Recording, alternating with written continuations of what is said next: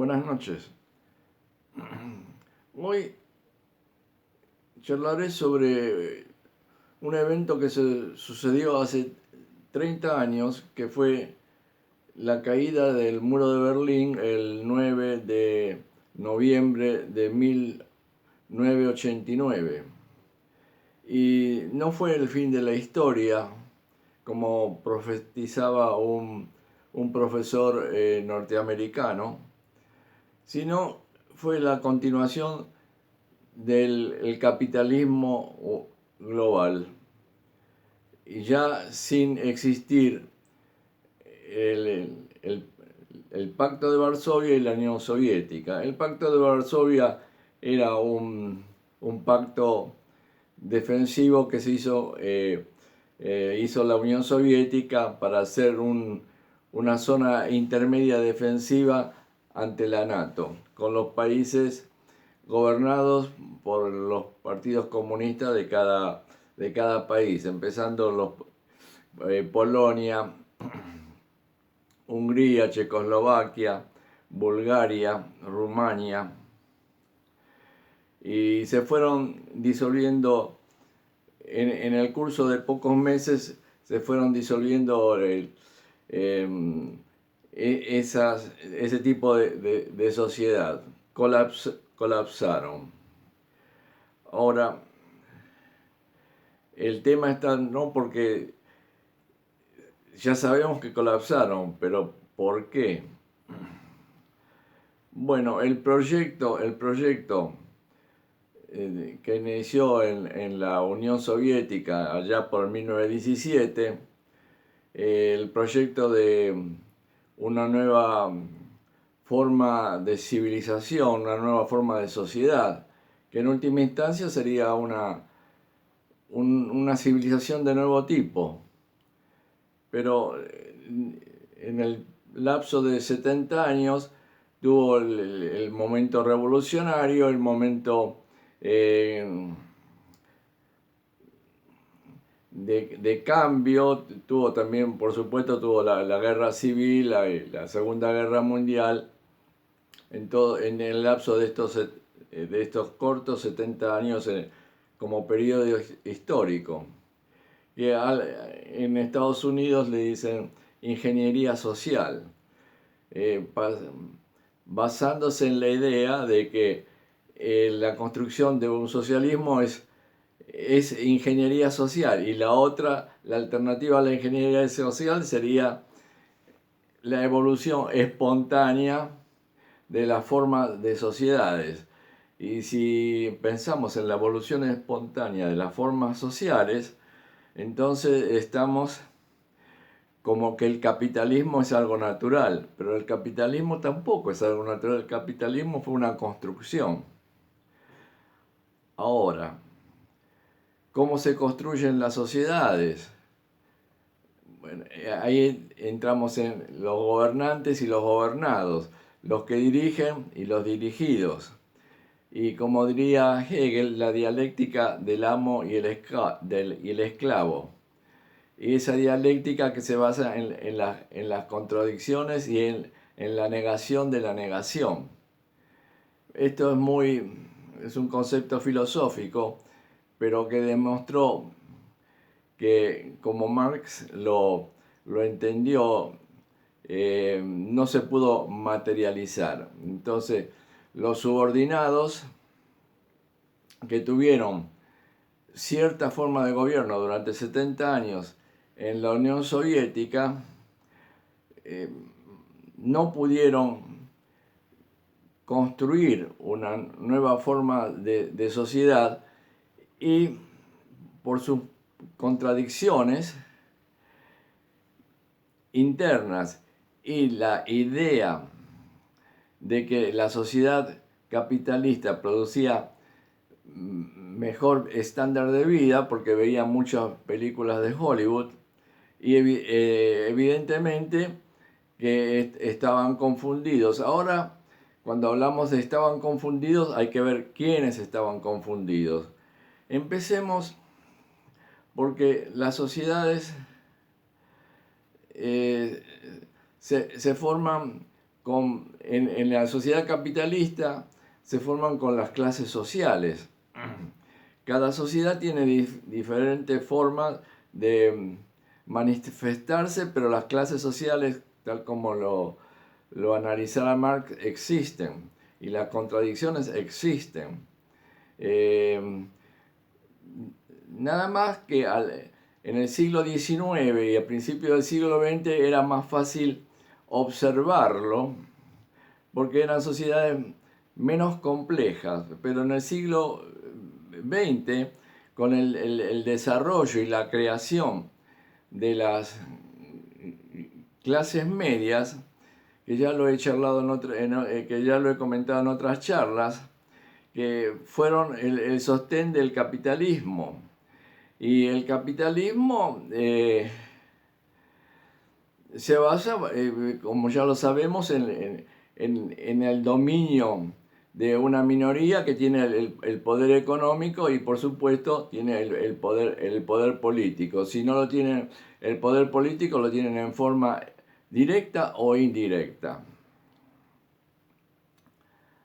Ahora,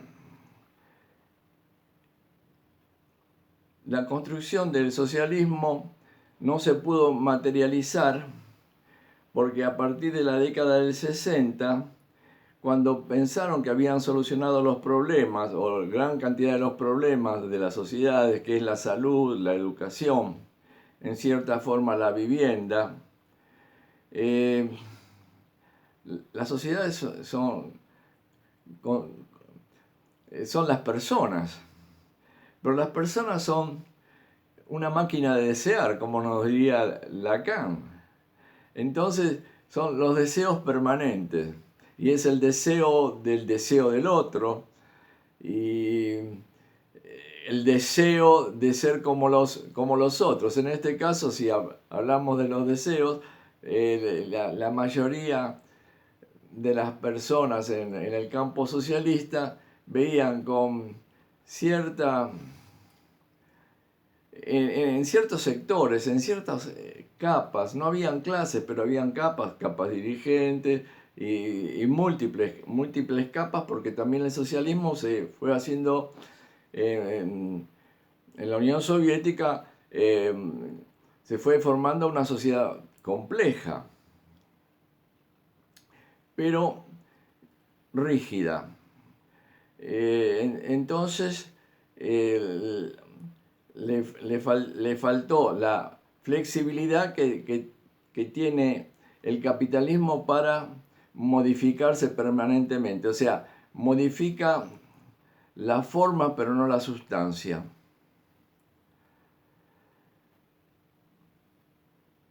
Bueno, yo quería hacer un recordatorio de los hechos históricos de allá por el 1989.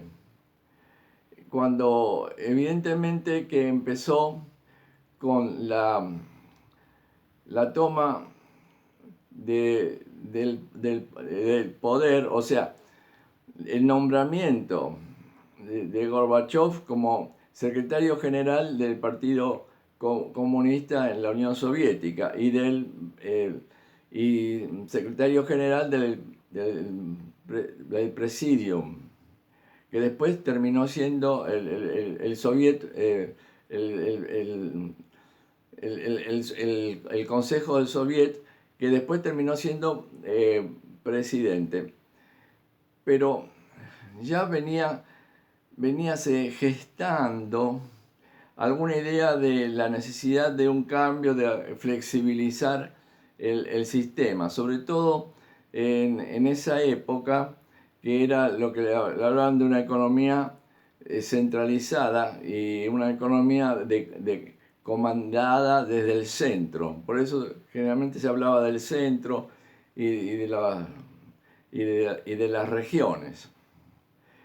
Y también una economía poco eficiente, con gran dosis de corrupción y de problemas de producción y distribución, grandes problemas de producción y distribución. Bueno, a la muerte de Brezhnev, que vino Chernenko, después vino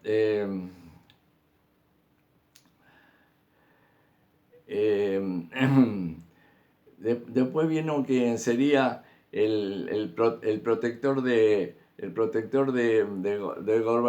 Gorbachev, Yuri Andropov, y que conoció a Gorbachev en Stavropol. Bueno, Gorbachev tenía ideas de que directamente quería disolver el comunismo, el gobierno comunista y el socialismo tal se conocía en la Unión Soviética. Y se reunió con algunos intelectuales, en este caso sería Yakovlev, que era embajador de la Unión Soviética en Canadá, que fue uno de los impulsores de la idea de Perestroika y Glasnost. Para hacerlo un poquito más breve, esto fueron desde el año 85 al 89, pasaron 4 años de desconcierto, desorientación, y eso generó también la incertidumbre de a dónde se dirigía el socialismo, porque siempre se habló de que iba a dirigirse hacia el comunismo como una meta a alcanzar, utópica mi forma de ver. Pero lo que se trató de hacer es un regreso a las formas capitalistas.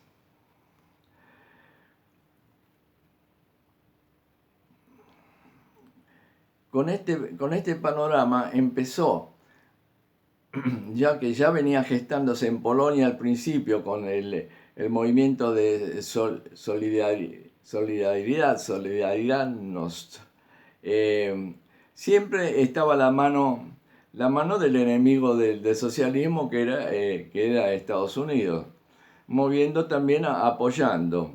Y en el caso de Polonia, fue el Papa polaco, que también obviamente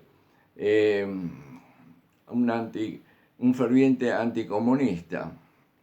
Y no olvidemos que Polonia es un país católico en el norte de Europa.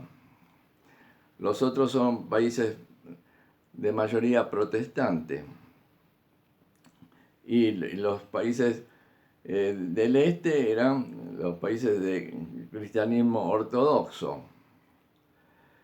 Entonces todo eso coayudó a crear las condiciones para un cambio de sistema que terminó en última instancia en el colapso del sistema de gobierno de los partidos comunistas y del sistema socialista implementado.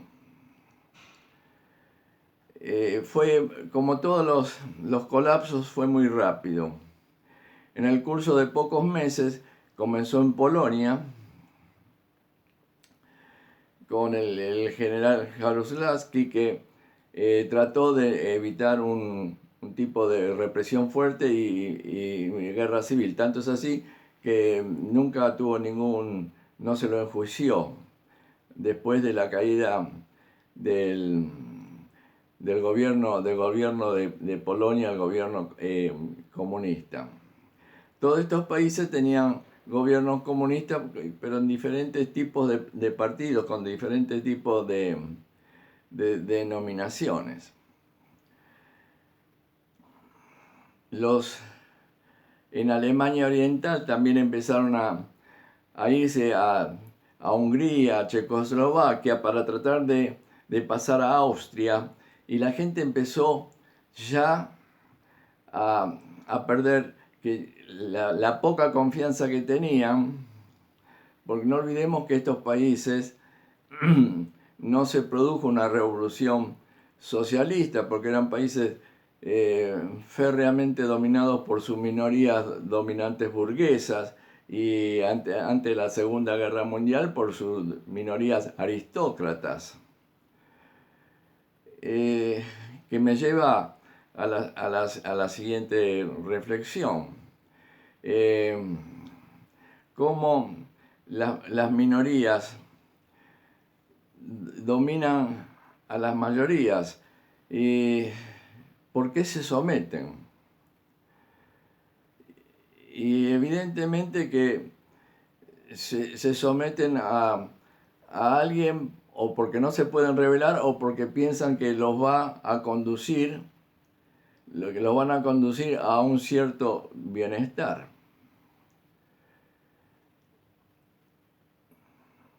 Pero no es así, no es así. Las minorías, las aristocracias, tienen a las mayorías en beneficio propio. Bueno, y en los países que estoy mencionando, que fueron países dirigidos por burguesías y aristocracias, era muy fresco el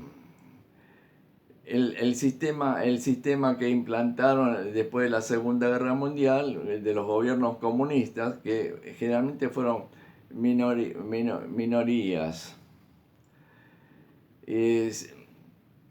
Esto daría motivo a analizar país por país, pero yo lo que quería hacer era tener una idea de conjunto, porque al caer, colapsar en el 89 y en 2 años después la Unión Soviética, marcó a lo que iba a ser posteriormente, que es lo que estamos viviendo en la actualidad, la fase del capitalismo global, el capitalismo financiero y la hegemonía de Estados Unidos como única superpotencia que se convierte en un imperio. Estas serían las breves reflexiones que quiero hacer, y seguiré con el tema en próximos videos.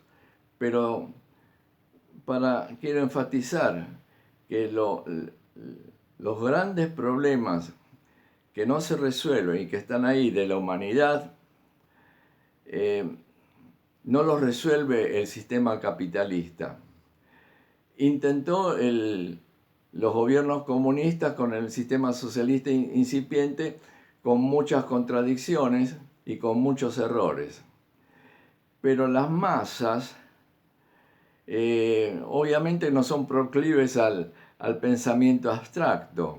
Entonces, hasta que experimentan en forma, la masa es una masa, pero un conjunto multitudinario de personas, y las personas, la mayoría de las personas con poca capacidad y educación, hasta que no experimentan personalmente, no comprenden bien lo que pasa. Se manejan por emociones de la circunstancia. El hecho está de que siempre hay los que se benefician y la mayoría que se perjudican. Bueno, ese es el mundo que tenemos hoy. Obviamente esto da para hablar horas, pero voy a continuar con estas breves charlas y análisis de las circunstancias presentes, mirando retrospectivamente. Bueno, buenas noches y gracias.